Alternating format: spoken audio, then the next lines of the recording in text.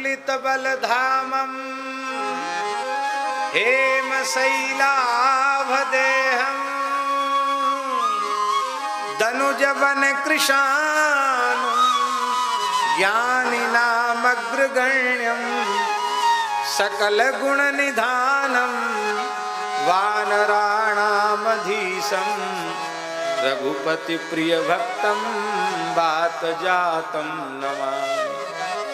मनोजवं मारुततुल्य वेगं जितेन्द्रियं बुद्धिमतां वरिष्ठं वातात्मजं वानरयूथ मुख्यं श्रीरामदूतं शरणं प्रपद्ये। सयाने जो भक्त होते हैं उनको आचार्य कोटि में कहा जाता है। क्या? गुरु कोटि में। और आचार्य कोटि के जो भक्त होते हैं वो क्या करते हैं? वो जीवात्मा को परमात्मा से मिलाने का काम करते हैं। ये सयानों का काम है। स्वामी श्री राम सुखदास जी सयाने भक्त थे। बुद्धिमताम वरिष्ठम ज्ञानिनाम अग्रगण्यम। अपने जीवन में कितने जीवों को भगवान से जोड़ दिया उन्होंने। असंख्यों जीवों को जोड़ दिया भगवान से। आप बुरा मत मानना, दुनिया के बड़े से बड़े कथावाचक वह उपकार मानव जाति का नहीं कर सके जो उपकार श्रद्धेय स्वामी जी ने अपनी उपस्थिति मात्र से संसार का कर दिया। क्योंकि उनके मन में निजी स्वार्थ की सूक्ष्म गंध भी नहीं थी। एक ही टीस उनके हृदय में रहती थी, सब जीव भगवान को प्राप्त हो जाएं, सब भगवान से मिल जाएं। हम लोग सत्संग में कभी बैठते हाथ जोड़ के कहते कृपा करो कृपा करो कृपा करो, जैसे उनका बहुत बड़ा कोई घाटा हो रहा हो, बड़ा कोई काम बिगड़ रहा हो। कहते हैं महाराज कृपा करो। कहते कृपा करो, आप भगवान को हृदय से स्वीकार कर लो, भगवान मेरे हैं ये मान लो। गिड़गिड़ा कर कहते थे स्वामी।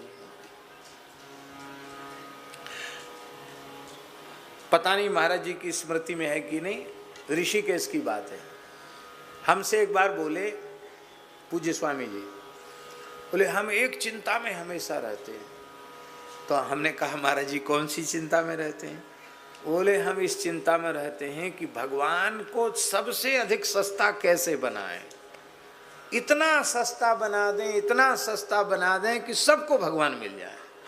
तो हम रोज निरंतर इसी चिंता में रहते, युक्तियां सोचते रहते हैं कि जल्दी भगवान की प्राप्ति कैसे हो, जीव का काम जल्दी कैसे बने। बताओ हम लोगों को जाने क्या क्या चिंता होती, शरीर की, संसार की, मठ मंदिर की, आश्रम की, और स्वामी जी को ये चिंता है कि सबको भगवान कैसे मिल जाए। ये बात जीव सुग्रीव है, परब्रह्म श्री राम है, पर मिलाने वाले कौन है? नाथ शैल पर कपिपति रहे, सो सुग्रीव दास तब हरि। हनुमान जी सही बोले कि झूठ बोले? हनुमान जी झूठ बोले ये तो सोचना भी गलत है। महाराज नाथ शैल पर कपिपति रही, वो अहंकार के पर्वत पर चढ़ा हुआ है, वो अपने को बहुत छोटा नहीं मान सकता, भले ही विपत्ति का मारा हुआ तो भी रहता बहुत ऊंचाई पर है। पर चाहे जैसा हो आपका तो दास है, वह सुग्रीव आपका दास है। दास का लक्षण है कि वो देखते ही कांपने लग गया और हनुमान जी से बोला कि पठवा बाली होए मन मैला, बाली ने भेजा है इसको इनको मारने के लिए। और कहा देखो हनुमान जी तुम जब बातचीत करना उन राजकुमारों से, वीरों से, तो हमारी तरफ मुंह करके करना, और कुछ खतरे की घंटी हो तो बंदर अपने मुंह से आंख से इशारा जल्दी कर देती, इशारा कर देना हम भाग जाएंगे। भागो तुरंत तजो यह सैला। ये तो सुग्रीव जी की मनोदशा है, और उन सुग्रीव जी का परिचय हनुमान जी दे रहे हैं। सो सुग्रीव दास तब अहि, वो सुग्रीव आपका दास है। हनुमान जी झूठ नहीं बोल रहे, हनुमान जी सही कह रहे हैं। चाहे जैसा जीव क्यों ना हो, जीव भगवान का नित्य दास है और भगवान नित्य स्वामी है। भगवान सेव्य हैं और जीव भगवान का सेवक है। सेवक सेव्य भाव बिन भवन तरीय उर्गारी।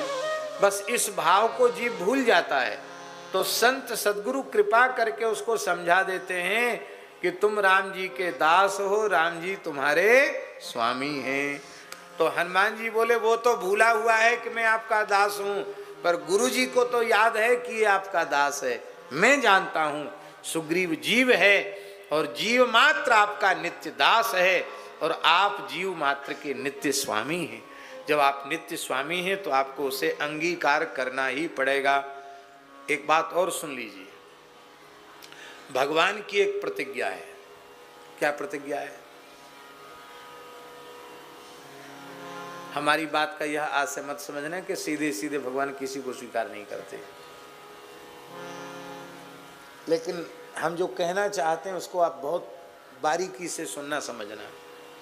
भगवान की एक प्रतिज्ञा है, भगवान संत भक्त आचार्य गुरु इनके माध्यम से जो जीव भगवान की शरण में आता है उस जीव के संबंध में भगवान बिल्कुल भी विचार नहीं करते। भगवान की प्रतिज्ञा है।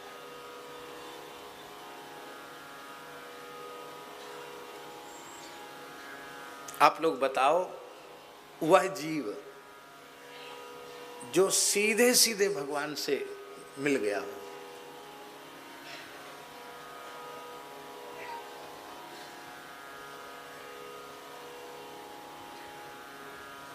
कोई ना कोई बीच में जरूर है, और जो बीच में है, जो भेजने वाला है भगवान की शरण में, उसी का नाम संत है, उसी का नाम गुरु है, उसी का नाम महात्मा है, उसी का नाम महत्पुरुष है।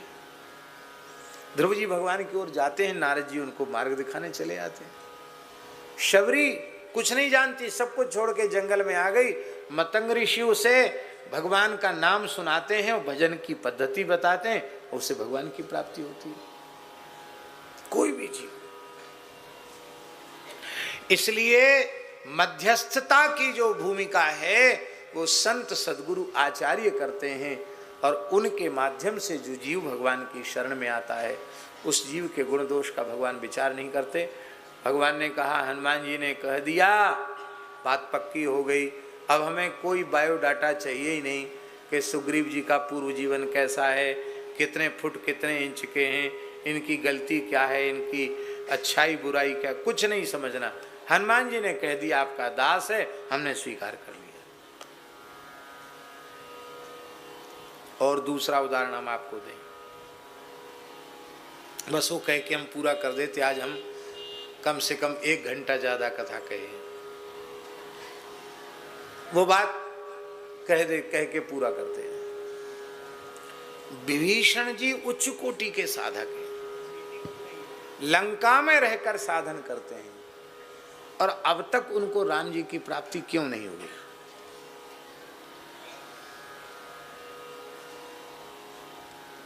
भजन साधन में तो कोई फर्क नहीं है। हम लोग यहाँ रह के नहीं कर पाते, वहां रह के करते, उस परिस्थिति में रहकर करते हैं। अब खुद भी कह रहे हैं, सुनहु पवन सुत रहनी हमारी, जिमि दसनन मह जीव बिचारी।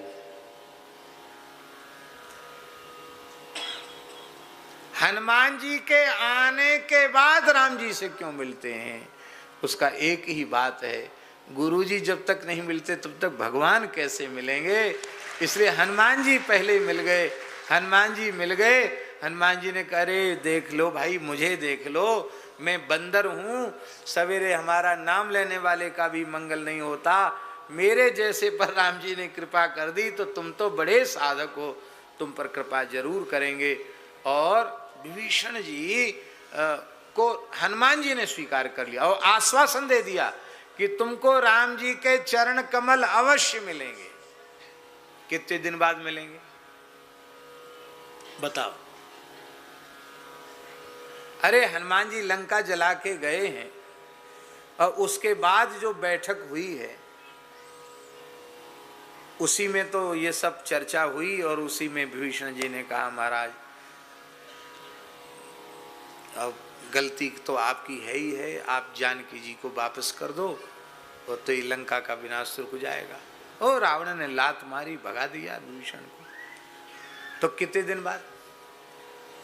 हम समझते महीना 15 दिन भी नहीं बीता, हनुमान जी आए तो तुरंत राम जी मिल गए। जब तक हनुमान जी नहीं आए तब तक राम जी नहीं मिले। इसलिए जब तक किसी भक्त को बीच में नहीं रखते हैं तब तक सीधे भगवान की प्राप्ति नहीं होती। अच्छा एक बात बताओ, बहुत से जीव ऐसे हैं जो वस्तुतः पूर्व जीवन में कोई सत्संग से उनका नाता नहीं था, फिर किसी भी योग संयोग से समझो वो स्वामी जी के सत्संग में आ गए, अब उनका जीवन बदल गया। ऐसे लोग मिलेंगे कि नहीं मिलेंगे? अब उनसे पूछो कि स्वामी जी से मिलने के पहले आप राम जी को जानते थे, राम नाम को जानते थे, आप गीता जी को जानते थे? बोले नहीं जानते थे। तो कैसे जाने? बोले स्वामी जी की शरण में आने के बाद जाना। इसका मतलब है कि भगवान के संबंध में मौखिक ज्ञान भी किसी संत की सन्निधि के प्राप्त होने के बाद ही हुआ। इसलिए भैया भगवान के भक्त के चरण पकड़ लो, राम जी मिल जाएंगे। संत मलूकदास जी कहते हैं, एक दया अरु दीनता ले रहिए भाई, चरण गहो जाए साधु के रीझे रघुराई। 3 काम कर लो, मन में प्राणी मात्र के प्रति दया, दीनता की भावना और संत चरण का आश्रय। ये 3 काम अपने जीवन में कर लो तो रीझे रघुराई, राम जी रीझ जाएंगे।